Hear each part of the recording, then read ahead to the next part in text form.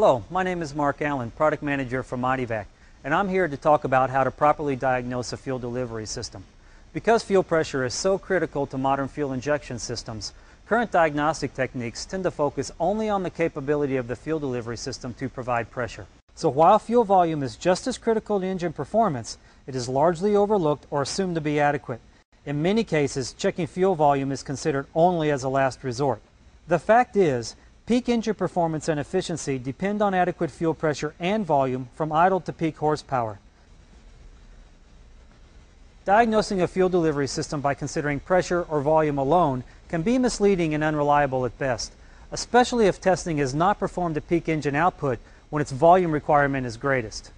The Mityvac FST Pro Fuel System Tester is the only on-car diagnostic tool that allows a technician to simultaneously observe values for both pressure and volume while simulating peak engine requirements. This video demonstrates the proper application of the Mityvac FST Pro to achieve the most accurate and reliable diagnosis of a vehicle's fuel delivery system.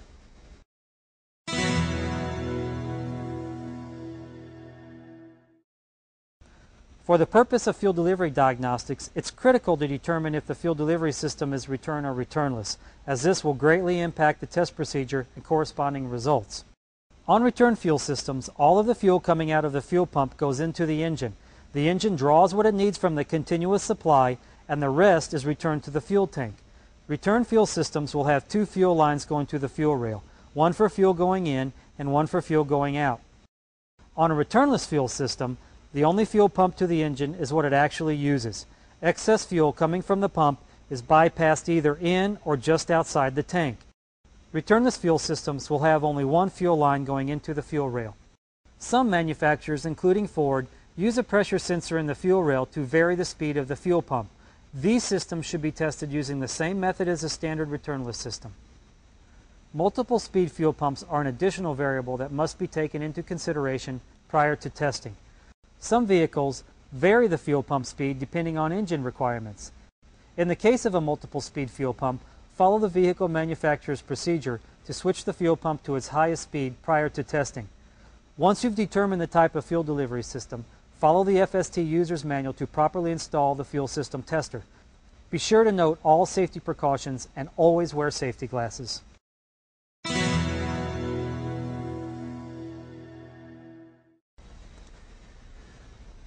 The key to determining whether a fuel delivery system is failing is to test it at peak engine output, because that is when it's under its greatest demand. To do this, you will need to know the vehicle manufacturer's specification for fuel pressure and the approximate volume of fuel the engine requires at peak output. The idle fuel pressure specification can be found in most service or repair manuals.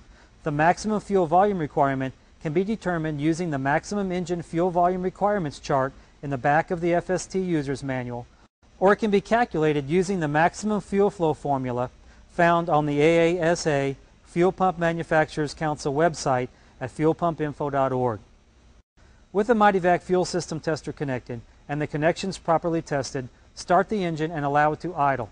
First, observe the fuel for contamination and air bubbles as it flows through the clear flow tube in the flow meter.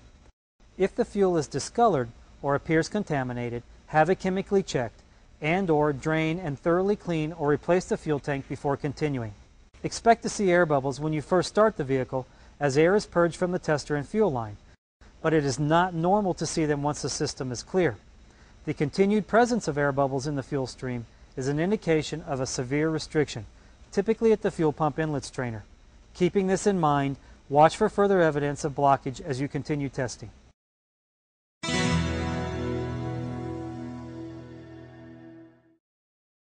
On return fuel systems, at idle, the pressure gauge will indicate the fuel pressure in the system. Make note of this value. Next, note the volume of fuel by reading across the top of the float on the FST flow meter and comparing it to the adjacent scale. Because the fuel pump operates at a constant output and all of the fuel must pass through the fuel rail, diagnosing the performance of a return type fuel system is very straightforward if you know the pressure and volume at the rail. In fact, on a return system, the test values for pressure and volume at idle represent the peak output of the fuel delivery system. Start by comparing the test value for idle pressure to the manufacturer's pressure specification. Is it normal, low, or high? Next, compare the test value for idle volume to the engine's maximum volume requirement you looked up earlier. If idle pressure is normal and idle volume meets or exceeds the engine's maximum requirement, the fuel delivery system is capable of performing to meet the engine's requirements from idle to peak output. However, if the pressure is out of specification and/or the volume is below the maximum requirement of the engine, this would indicate a malfunction in the fuel delivery system. While a performance test will determine if there is a malfunction, additional testing should be performed to pinpoint the cause of the malfunction and support the final diagnosis.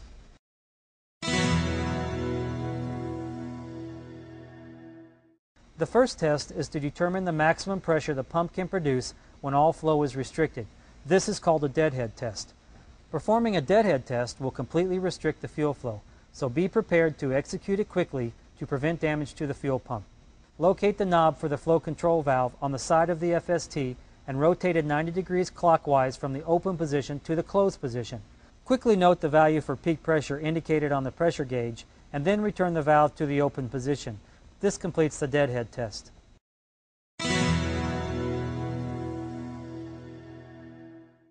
The second test is to determine the peak volume of the pump when there is no restriction to flow. This is called the bypass test because the volume is measured when the fuel flow is bypassing the pressure regulator. To perform a bypass test, turn the flow control knob from the open position 180 degrees clockwise to the bypass position. You will notice the fuel flowing from the bypass port located on the side of the tester above the flow control knob. While in the bypass mode, note the peak flow by reading across the top of the float on the FST flow meter. After you've recorded this volume, return the knob to the open position. If the vehicle stalls during this test, simply return the knob to the open position and restart.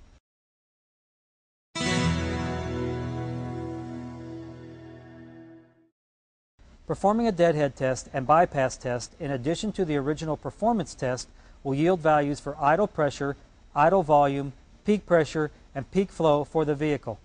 List these values out as they will all be taken into consideration when making a final diagnosis. When performing the deadhead test, it is normal for the pressure to peak at least 50% higher than the manufacturer's pressure specification. If it can't achieve this output, then consider the value for peak pressure to be low. When performing the bypass test for peak flow, it is normal for the volume to reach over 0.7 gallons per minute.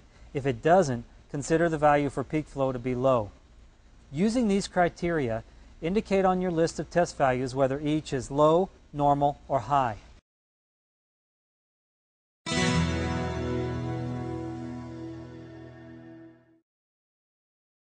A restriction to the fuel supply reduces the flow of fuel to the engine.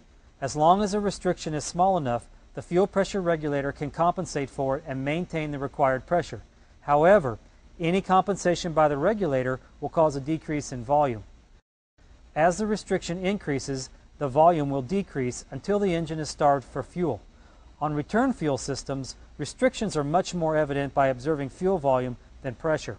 When values for idle and peak pressure are normal, but idle and peak volume are low, this is a good indication of blockage in the fuel supply line, typically caused by a clogged fuel filter or inlet strainer or pinched supply line. If the test values indicate a restriction, replace the fuel filter, inspect the fuel supply lines, and retest. If the test results are the same, you'll need to inspect the fuel pump to determine if it has a clogged inlet strainer or some other source of blockage. Once you've located the blockage, repair it and retest.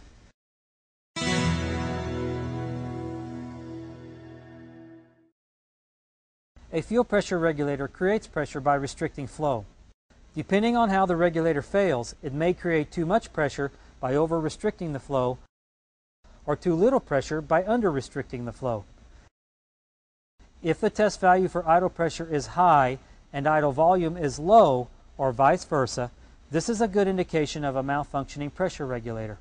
In addition, if the values for peak pressure and volume are both good, it would support this diagnosis because these values are generated while fuel was bypassing the regulator. In this case, replace the fuel pressure regulator and retest.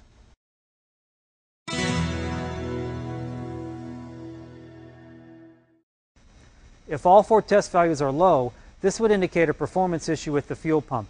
Check the fuel pump electrical circuit and power supply. Only if they are good should you replace the fuel pump and retest.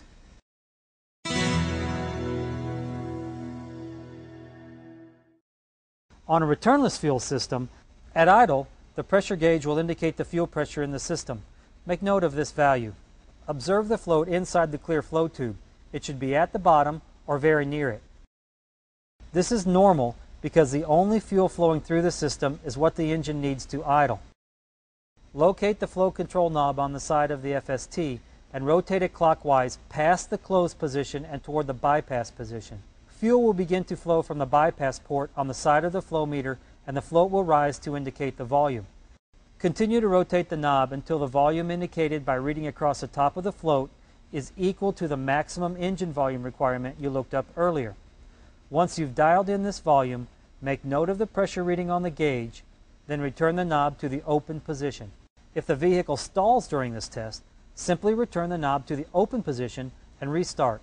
The test you just performed simulates a load on the fuel delivery system as if the engine were performing at peak horsepower.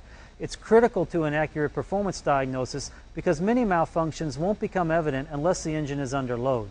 When performing this test, you are bypassing the volume of fuel equivalent to the engine's peak demand. At that point, the pressure noted on the gauge is the peak demand pressure. It represents the pressure the fuel delivery system is capable of producing when the engine is using its greatest volume. Having now collected values for idle pressure and peak demand pressure, compare them to the manufacturer's pressure specification. If the fuel delivery system is functioning properly, idle pressure should meet the specification and peak demand pressure should be within 10%. If this is true, then the fuel delivery system is capable of performing to meet the engine's requirements at peak output. However, if idle pressure is out of specification and/or the peak demand pressure is greater than 10% below spec, then the fuel delivery system is malfunctioning. While a performance test will determine if there is a malfunction, additional testing should be performed to pinpoint the cause of the malfunction and support the final diagnosis.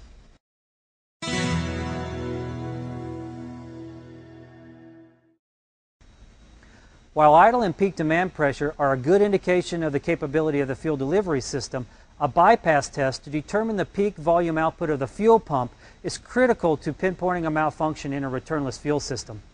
During the bypass test, fuel is allowed to flow unrestricted from the tester in order to determine the peak volume capability of the fuel delivery system.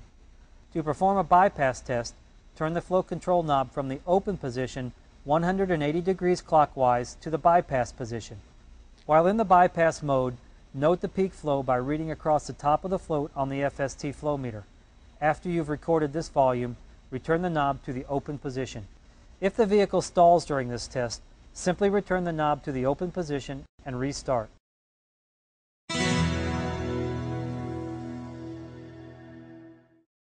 Performing a bypass test in addition to the original performance test will yield values for idle pressure, peak demand pressure, and peak flow for the vehicle. All of these values must be taken into consideration when making a final diagnosis.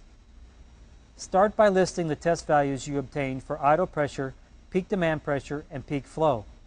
Compare the idle pressure to the manufacturer's specification. It will be either low, normal, or high. Peak demand pressure will typically be slightly lower than the idle pressure. Consider it normal if it's within 10% below the manufacturer's spec. If it's greater than 10% below the spec, consider it low.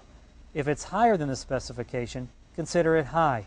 When performing a bypass test for peak flow, it is normal for the volume to reach over 0.7 gallons per minute. If the value for peak volume is less than 0.7 gallons per minute, consider it low. Using these criteria, indicate on your list of test values whether each is low, normal, or high. Now review your list of test values. If all the values are normal, the fuel delivery system is operating normally.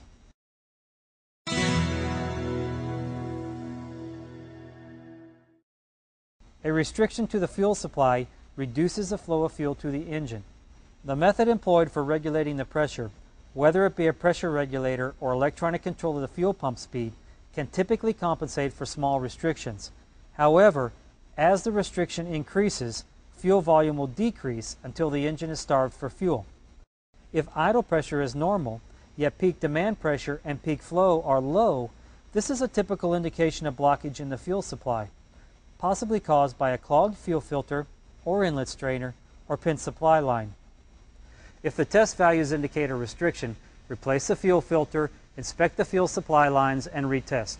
If the test results are the same, you'll need to inspect the fuel pump to determine if it has a clogged inlet strainer or some other source of blockage. Once you've located the blockage, repair it and retest.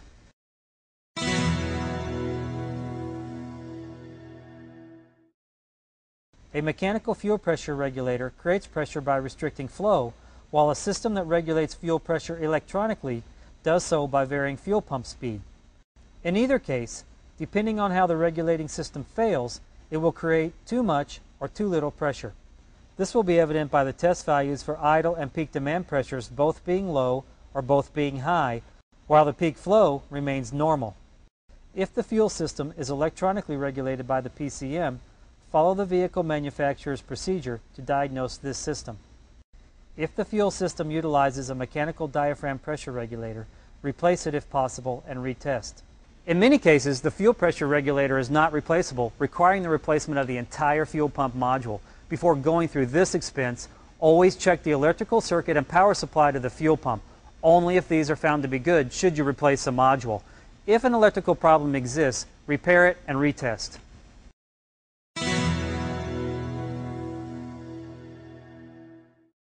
If all three test values are low, this would indicate a performance issue with the fuel pump. Test the electrical circuit and power supply of the pump. Only if they are determined to be good should the fuel pump be replaced.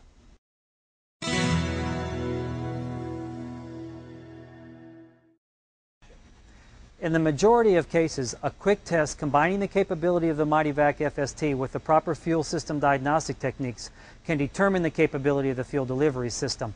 However, exceptions such as an intermittent malfunction caused by a sticky fuel pressure regulator or loose ground can cause the system to perform flawlessly one moment but fail the next. In addition, multiple malfunctions will significantly increase the complexity of pinpointing a failure. Employing the proper tools such as a pressure and volume tester with bypass capabilities like the Mityvac FST will always provide the best starting point. In cases where the diagnostic test results are borderline or inconclusive, consider connecting the FST in alternate locations, possibly upstream of the filter or on the return side of the pressure regulator. By applying common sense and a basic understanding of fuel delivery systems to the test results, you should come up with the most likely conclusion. And there you have it. With the assistance of the Mityvac FST and this video, you should now be able to accurately diagnose a fuel delivery system. Thank you for your time. See you around the garage.